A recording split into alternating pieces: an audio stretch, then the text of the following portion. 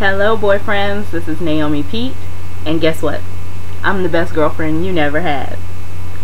I know that you noticed that I did not say boyfriends and girlfriends this time, but because I know how nosy us girls are, I know that there are a lot of women watching this video, which is fine. You may want to hear this, you may not. But today's video is directed to my boyfriends. So a couple of days ago, I did request for everybody to send me your advice questions, whether they be on business, finance, money, love, sex, relationships, what have you. And I got a lot of questions at my email address, which is naomi@bestgirlfriendyouneverhad.com. So today, and I'm just going through and I'm picking the best of the best, and I'm going through them one by one, and I will answer them in our videos. So today, the video is directed to my boyfriends, and I have a question from DJ in my hometown. Actually, he's from Las Vegas, Nevada, where I actually lived for 18 to 20 years. I grew up there, went to school there, had a lot of fun there, got in a lot of trouble there, and he is writing me from Las Vegas. So I will start off by looking and reading his question. Naomi, first I want to give you big ups on your videos on YouTube. Thank you, DJ. I saw your request for advice questions, and I peeped your sleeping with a married man video, even though I'm a guy. See, now you wasn't supposed to watch that. That shows me that not only women are nosy, men are nosy too. I have a different kind of question for you on the flip side of that. I think you'd be the perfect person to help me out on this. Well, I hope I am. My wife has always been kind of a shy lover. She's not adventurous in the bedroom at all. Since she's such a good mother to our kids and a supportive wife to me, I have overlooked it, but I find myself getting bored lately. A girl at work has started flirting with me, knowing that I'm married and I would never cheat on my wife, but how do I make our sex life more interesting so I won't be tempted? Sincerely, DJ in Las Vegas, Nevada. Well, first of all, let me say that I commend you for saying that you would never cheat on your wife. But the simple fact that you are mentioning the girl at work who is flirting with you tells me that it's crossed your mind. And rightfully so. I mean, you know, who's to say that it wouldn't cross your mind if somebody is cheating on you? Especially if you have kids, that means that you've probably been married for a while. And a lot of times when you've been married for a while and you're getting, you know, into your, who knows, like late 20s, 30s, maybe even 40s, because I don't know DJ personally, but however old you are, when you start getting that age and somebody at work or outside of your marriage starts to flirt with you, it's very flattering because you're kind of like, okay, I still got it, you know. So I do, you know, commend you for saying that you wouldn't cheat on your wife, which is great. And you want to know how to fix it so that you won't be tempted by outside people. So, you know, I like to, if there's any way for me to kind of put in a little bit of input from any of the poems that I've done, I like to give you guys a little taste of that too. Now, I did a poetry CD last year. It's called How Nasty Is Too Nasty, which you can get from hownastyistoo-nasty.com, along with the rest of my books, and you can read about me and some excerpts from some of my stories. This is a little bit of a poem that I'd like you to listen to because I think it can apply, and I'll explain afterwards. Again, you'll be watching me as we do the poem, but we'll both be listening at the same time. I hope that's loud enough. I can't really tell.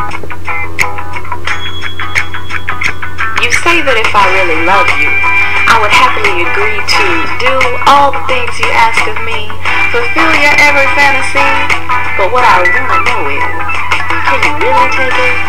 Can you be a man and not be intimidated? If I release the freak in me, will you still seek to be with me? Will you still want to marry me if I let you see just how freaky I can be? We walk down the street and you take a quick peek and ask me if I saw the girl who just walked by with a short mini riding up her thighs, with a tattoo winding up her legs, with the long hair flowing to her waist. You smile and wink at me. I know you're testing me. I know what you want my answer to be, but I act like I didn't see. But what you don't know is I've been there already. She didn't stop to chat because she didn't want to embarrass me. That's right. I've made that chick scream in the middle of the night. I made her question what was wrong and what was right. She left her man because of me, even though she first thought she was strictly dickly. I smile back at you and shrug my shoulders and act like I don't already know her. You see, you think you know what it is you want. What you don't know is that you probably don't want to see all the tricks up my sleeve. Maybe if you're lucky, one day I'll let you see. After we've been through hard times and more, you might earn the right to see the freak in my core. After you show me that you'll stick with me through thick and thin, then I might open that secret door and let you peek in.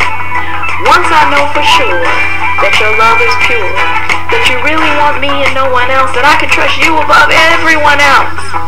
Right now, there's some things you don't need to know. We need to take baby steps. I'm gonna take it slow. Some things are worth waiting for. Right now, I know you're thinking with your cock, but for now, I'm gonna keep the key to my Pandora's box. Okay. So, this is my response to your question, DJ. That poem is called Pandora's Box, and the reason why I call that poem Pandora's Box is because I've talked to several women since releasing my CD that said that they thought that they would keep their secrets with them all the way to the grave, whether they were married already or not. And they feel like they can talk to me about it because I'm non-judgmental, and I'm very open-minded, and I believe that what consenting people do in the privacy of their own car, bed, wherever, closet, is their own business. And so they end up telling me a lot of their stories, and apparently a lot of husbands and wives don't talk to each other about their fantasies, or not even fantasies. Sometimes it's not fantasies, it's what they've actually done in their lives. So men out there, what I want to say is that Pandora's Box poem is referring to the fact that a lot of women do not feel comfortable being the sexual women that they really are. They don't feel comfortable letting the men in their lives know how freaky they can really be. And like it says in the poem, if I let you see how freaky I really am, will you still seek to be with me? And what it's basically saying is that, I want to be the mother of your children. I want to be that wonderful wife that you've always dreamed of, that's sweet and innocent. But, I don't know, do I have permission to be freaky with you in the bedroom? Because believe it or not, men, women are just as freaky as you are. It's just that a lot of times we're not allowed to explain that. We're not allowed to express that to our partners. And so you want to know, how do you spice up your marriage? And what I would really say is, above all else, communication is always key. What you have to do is you need to stop being afraid of talking to your wife about things that she doesn't bring up herself. You see, you need to know in your heart that every woman has that side of her that says, I wish I could be that spicy, saucy sex kitten for my husband. I wish I could do that for him. I wish that, he could wake up every morning just longing to be with me, just wanting me so bad. I want to be his dream. I want to be his fantasy. I want to be his porn star, But she has to know it's okay with you for her to be that. She has to know that if she, breaks out some freaky stuff with you on Saturday night, that you're still going to be okay with, getting dressed on Sunday morning and going to church if that's what y'all do. She has to know that it's okay with you for her to do that. And so you just need to be open with your wife. You need to, use some type of communication to talk to her and say, look, these are my fantasies.